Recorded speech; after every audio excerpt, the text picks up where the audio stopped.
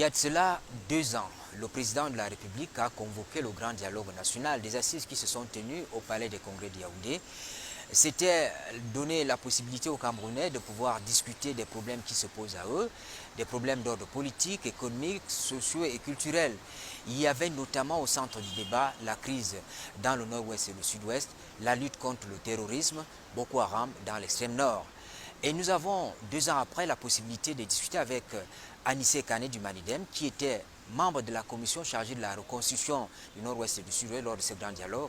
Avec lui, nous allons essayer de faire un bilan qui tient compte de la situation que nous vivons aujourd'hui sur le terrain de la guerre dans le nord-ouest et le sud-ouest. Merci d'avoir répondu à notre invitation. 2 ans après ce grand dialogue, Anissé Kane, vous avez la nette impression, vous avez le sentiment que les lignes ont bougé, les résolutions que vous avez prises au Palais des Congrès de Yaoundé, certaines ont commencé à être mises en œuvre? Oui, je pense que les lignes ont bougé. Ceux qui pouvaient imaginer que au lendemain du grand dialogue, la guerre allait s'arrêter, on serait revenu à une situation normale, quoique c'est un leurre. Quand j'étais à l'école primaire, le maître nous enseigne que la maladie vient au galop et s'en va au pas. Et la guerre vient généralement au galop, mais elle s'en va au pas. Si on est lucide et sincère, on peut quand même affirmer qu'il y a un retour progressif à la normale. Il y a une normalisation de l'activité scolaire. Le nombre élevé déjà des candidats présents aux examens l'année dernière n'a rien à voir avec ce qui s'est passé il y a 2 ans. Il y a un retour social, les chefs traditionnels reviennent dans le pays. L'activité générale dans ces zones a largement repris. Le grand dialogue était une étape de retour à la normale. Toutes les forces sociales, économiques, politiques étaient donc concernées par ce dialogue. Parce que la situation, c'est une situation anormale dans le nord et le sud-ouest, dérange, déstabilise, déstructure toute l'activité dans tout le pays. Donc on s'est parlé avec bien sûr des avatars.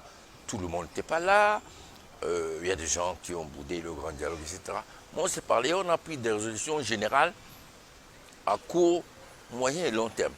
Par exemple, qu'on accélère la décentralisation, qu'on accorde un statut spécial à cette zone. L'implémentation de ces 2 mesures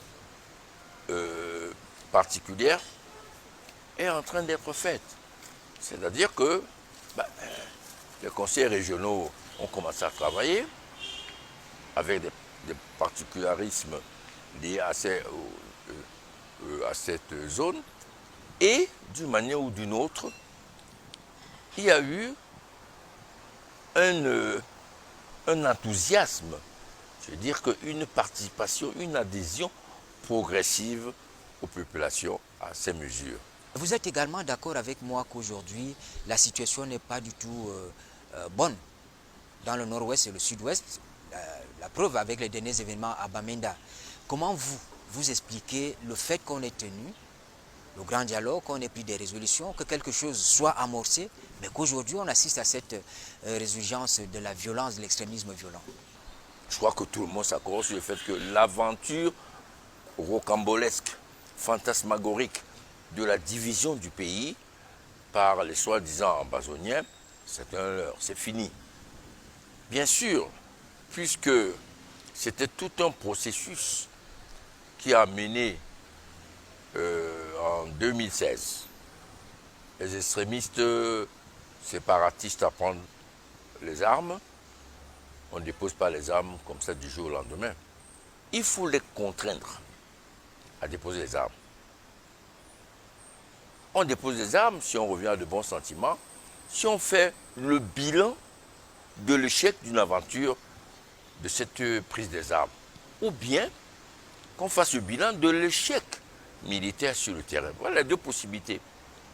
Les gens signent des redditions quand ils font le constat sur le terrain qu'il vaut mieux s'arrêter plutôt que de continuer. Ou bien ils anticipent sur le résultat d'une telle aventure. Bon, ils n'ont pas anticipé. Aujourd'hui, sur le plan militaire, je crois qu'ils sont défaits. Au lieu d'aller de l'avant, de trouver des portes de sortie honorables, une grande partie, une certaine partie de cette nébuleuse séparatiste a pris sur elle d'augmenter le degré de violence des attentats lâches, barbares, à l'encontre de nos forces de défense et de sécurité. Il faut ajouter, tout récemment, l'État a signé des accords pour l'arrêt des corridors d'armes après que ces séparatistes aient eu un apport d'armes de la part des fighters du Biafra. Je crois que c'est la conséquence de ce relâchement dans les frontières. Mais moi, j'ai confiance en nos forces de défense et de sécurité. Leur réputation, surtout l'armée camerounaise, dans notre zone, au moins notre sous-zone et en Afrique, ben, elle est établie. Il y a une guerre. La soi-disant attaque du convoi du Premier ministre ben, est en réalité une opération médiatique. C'est l'occasion, en réalité, pour revenir sur le sacrifice, le courage, la détermination de nos militaires dans cette opération de défense de notre intégrité territoriale. Vous savez, aujourd'hui, lorsqu'on a un ami, un frère, cousin militaire qu'on envoie dans le nord-ouest ou le sud-ouest, c'est pas facile. Les familles vivent ça très mal, dans la détresse, dans l'angoisse. Et lorsqu'arrive la situation fatale, c'est encore plus grave. Vous n'allez peut-être pas partager mon avis, c'est un avis personnel. Il y a comme une sorte d'attentisme de la classe politique nationale. Quand on perd un soldat, 2 ou 3, on ne voit pas les leaders d'opinion s'émouvoir. On n'entend pas des voix s'élever pour décrier ces actes, alors qu'ailleurs, ça fait l'objet d'une mobilisation de la nation. Dans d'autres pays, pas très loin de nous, un soldat qui tombe, toute la nation est mobilisée. Souvent pour des guerres qui ne sont pas aussi justes que celle de la défense de notre intégrité territoriale. On devrait chaque fois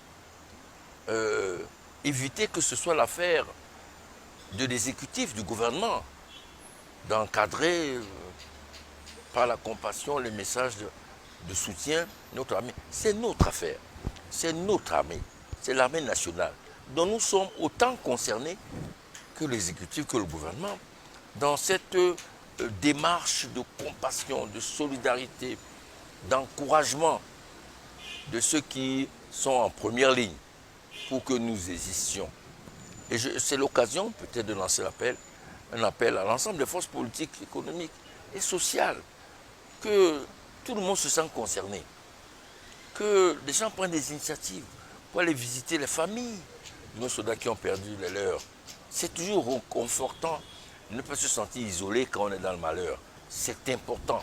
Vous avez travaillé au sein de la commission du Grand Dialogue National qui s'occupait de la reconstruction du Nord-Ouest et du Sud-Ouest. On a beaucoup apprécié cette constitution, notamment des propositions qui ont été faites. Eh bien, on a nommé un responsable pour conduire cette opération sur le terrain.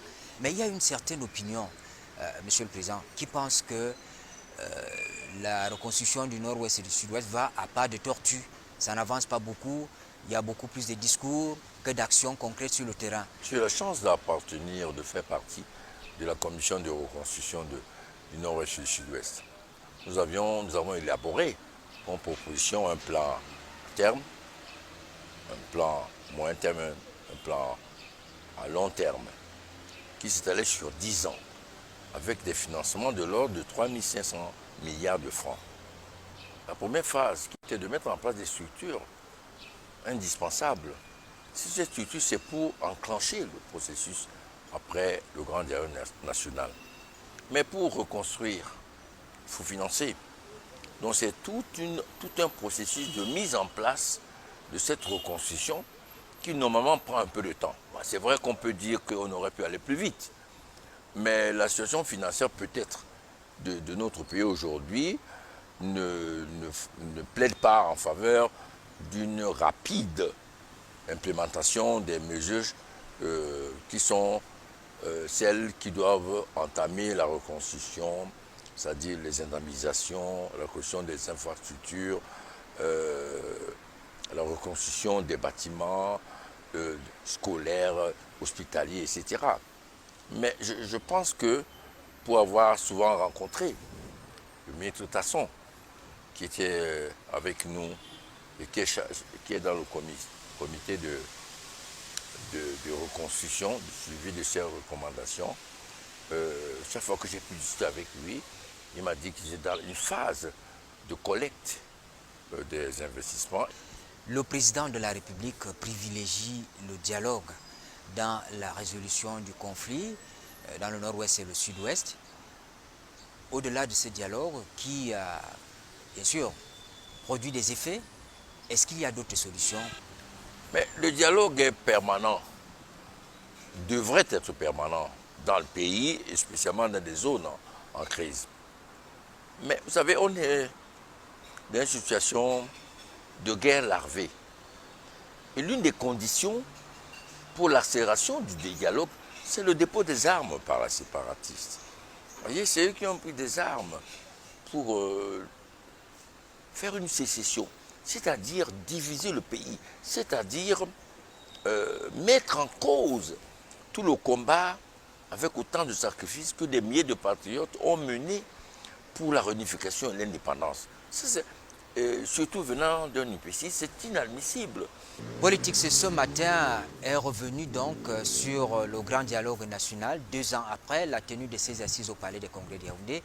Des assises qui étaient censées apporter une solution aux crises multiformes que le Cameroun traverse en ce moment. Nous avons discuté avec Anissé Kane du Manidem, son point de vue sur le sujet. Mesdames, Messieurs, merci de nous avoir suivis et bonne suite des programmes sur la CRTV.